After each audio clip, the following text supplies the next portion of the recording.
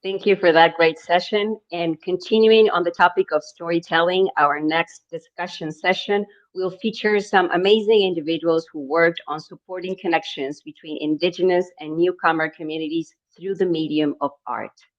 Let us welcome Nicole Anikini, Lina Hachemi, and Robin Green for this next session.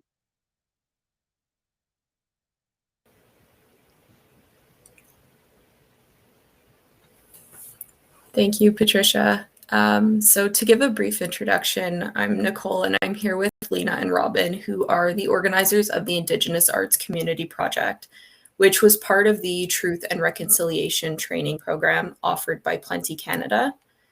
Call to action number 93 of the Truth and Reconciliation Commission states, we call upon the federal government, in collaboration with the national Aboriginal organizations, to revise the information kit for newcomers to Canada and its citizenship test to reflect a more inclusive history of the diverse Aboriginal peoples of Canada, including information about the treaties. Sorry, what was that? And the history of residential schools. This project connected newcomers to Canada with Indigenous communities through universal medium, art. MCIS Language Solutions assisted this project by translating pamphlets into newcomer languages, which were used to host a virtual workshop. So to start out, Lena and Robin, why don't you tell us a bit about Plenty Canada and the Truth and Reconciliation training program? For sure. Thank you, Nicole. Hello, everyone. I'm Robin. I'm coming to you from Anishinaabe Algonquin territory in Ottawa. And Lena and I were fortunate enough to participate in last year's Truth and Reconciliation training program from Plenty Canada. So Plenty Canada is based in the Ottawa area, and it's a nonprofit that facilitates access to and shares resources with Indigenous peoples and other groups around the world in support of their environmental protection and sustainable development goals. With funding and support from the Canadian Service Corps, Plenty Canada created the Truth and Reconciliation training program specifically for youth aged 19 to 30. So it brings together settler and Indigenous youth for a cross-cultural and cross-generational dialogue to learn together. Within this program, we got to do lots of fun activities.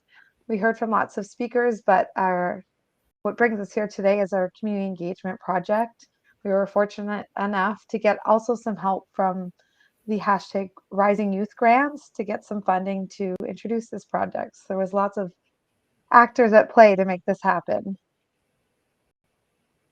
Thank you. And why did you choose call to action number 93 to address as part of this?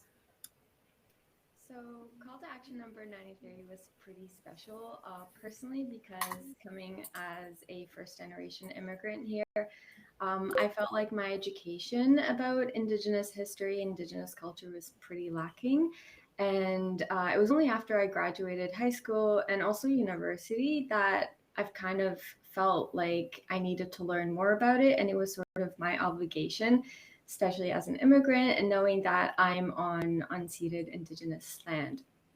So yeah, that's how call to action number 93 came. And it also, I guess, strengthened in my head when I saw a personal relative of mine who was a newcomer to Canada. And in speaking with them, we had a conversation about just, the history of Indigenous people in Turtle Island. And I just heard a lot of stereotypical views from them. And it shocked me how somebody so new to Canada can already develop such stereotypical views about Indigenous people. So I thought this was a really good opportunity to target this community and this population just to make sure that, when they're starting off their journey here in Canada, they're starting it off on the right foot. Thank you, Lena. No worries. And sorry, were you going to say something, Robin? No, I love that story. Okay, and can you tell us a little bit more about this project and how you came up with the idea of using art as this medium to connect newcomers with the Indigenous communities? For sure. The discussion actually started with what Lena just spoke about, is we knew that we wanted to work with newcomers and work that into the Indigenous community. And then myself professionally, I work within the disability community. And within our community, there are so many different methods of communication, and there's no one single way we communicate. Through our programming, we find that art is an amazing way that we can all connect together, whether we communicate words, without words. It was a great space where folks could enjoy themselves in a therapeutic setting and didn't require specific communication. So taking that knowledge and realizing that we'd likely be working with folks that likely English is not their first language or French might not be their first language, we found that it would be a great way to still be able to connect without using language, or an easier way to connect despite not speaking the same languages. Yeah, that's awesome. I think art is definitely something that's very prevalent in many cultures, so it's definitely a good chance to use it as a universal medium. And when you came up with the idea for this project, were you expecting language to be a barrier at all?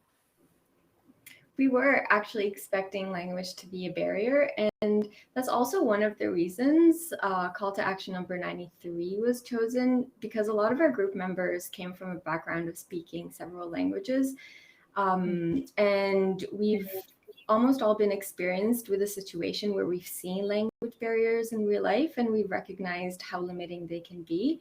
So we thought this would be an obstacle, but also a super amazing opportunity to try to tackle this. And not only by developing some sort of social connection, which Robin really helped us with through the art project, but also in education, which MCIS was a huge help with in translating those educational pamphlets. Okay, great. And how did you find that this project connected Indigenous and newcomer communities despite the obvious language barriers? It was actually really beautiful how it came together. We happened to have some newcomers that came from certain organizations where they already had a rapport built with each other. And when we brought all these newcomers together, as well as our artist, Patsy, it was almost like they were friends hanging out.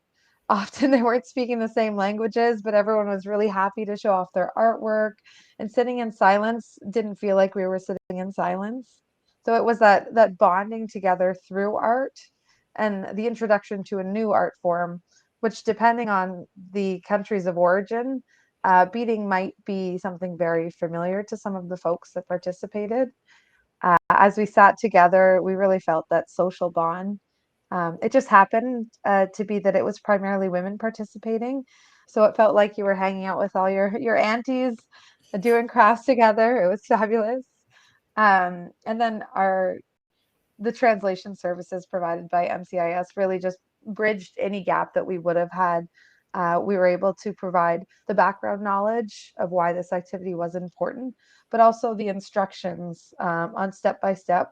So they had the visual from our artists, but if there was, missing knowledge, the instructions in multiple languages were able to fill in those gaps.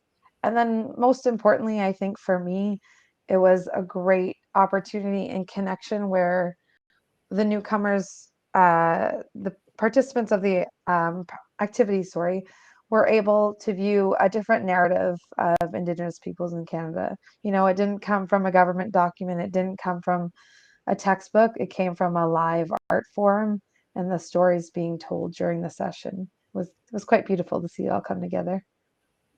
Yeah, that sounds beautiful. And what do you think the long-term impacts of a project like this are? So when we were designing and organizing this project, I think one of our main goals was how do we design this so it has effects into the long term, even when the workshop itself is terminated and completed, because we were aware this was going to be, one workshop with the possibility of maybe a few other workshops if, we were able to and had the resources. But we really tried to take advantage of our current resources and our current time to design something that could last and could also happen to help other newcomers to Canada. So I think by creating those educational pamphlets and translating them into multiple languages, that was one way we could ensure that we have resources that we could share at any time we would like with other individuals, even after the workshop is completed. And one other way I think the long-term impact of a project like this was, or at least will hopefully be seen, is just by generating a spark or generating an interest in newcomers on Indigenous culture and Indigenous history and art. And we were really looking forward to creating that first connection or that initial connection and starting it on a positive note so that even when the workshop is completed, they are motivated by themselves, like inherently, just to seek out more information, to educate themselves, and to become educated and aware citizens of Canada. And I think another thing that we're really proud of that happened with this project is that another organization in Ottawa called Refugee613 that actually helped reference us to NCIS. They were interested into redesigning the educational pamphlet that we created just to make it a little bit shorter and more accessible. And they also offered to translate it into several other languages and to upload it into their iCloud, I guess. And so now it's available for a lot of newcomers as a resource. And we're really happy that our work still has an impact now, even a year after the workshop's been done. That's awesome. And how do you think these types of connections can be made going forward? I think from even just our journey, we tapped into so many different organizations that are already doing work that we didn't realize were existent, and building those bonds. For instance, Patsy, our artist, actually does free sessions through social media, and lots of our participants joined in. And then one of the organizations we worked with connected with Patsy to offer further workshops in the future. So I think once we make those kind of organic linkages or those linkages, it's going to grow from there. There's so many wonderful organizations and initiatives that are hoping to, share culture, share language, share art. There's so many different resources in the community. And it's about creating those platforms where they have a voice or they have somewhere to share their services and share their art forms. So I think if we can continue on with this awareness at conferences like this and show what's out there, can really help continue on with this caring and sharing and learning together. Awesome. Yeah, I think it's a really great initiative. And obviously, the forums like this are a good chance to help build some momentum.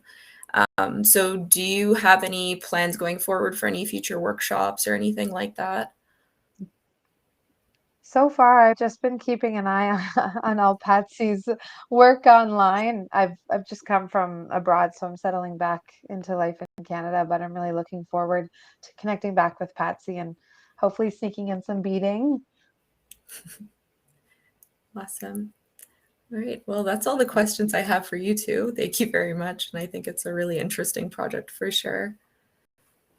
Yes. Is there anything you guys Thanks wanted so to much. add? I just thanks so much for making this happen, facilitating this. MCIS was wonderful throughout our project, and then I was able to connect with them in work outside the project. So it was wonderful to connect with all these partners throughout the project and see the lasting impact. Yeah. Thank you so much for having us. And sorry, it does look like we have a quick question if we have time still. For sure. So it says, how can we replicate your initiative? Where do we start? Who do we reach out to? Oh, I love that.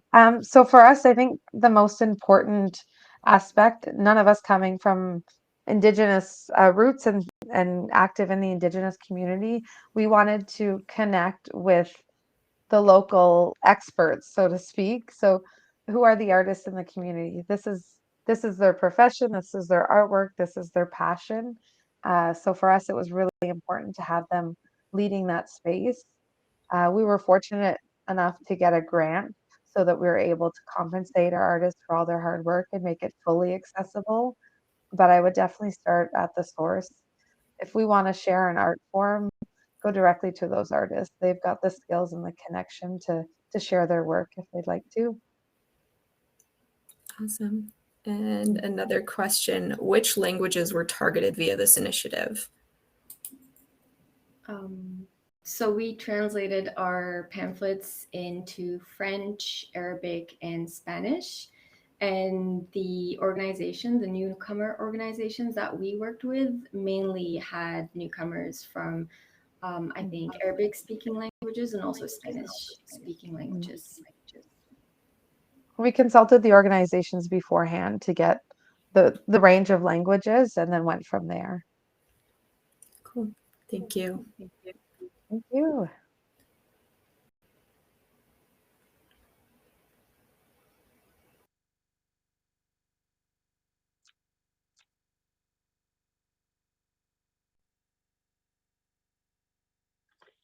Thank you, everyone. This concludes day one of our conference on Canadian Language Advocacy Day. However, LAD23 is not over yet.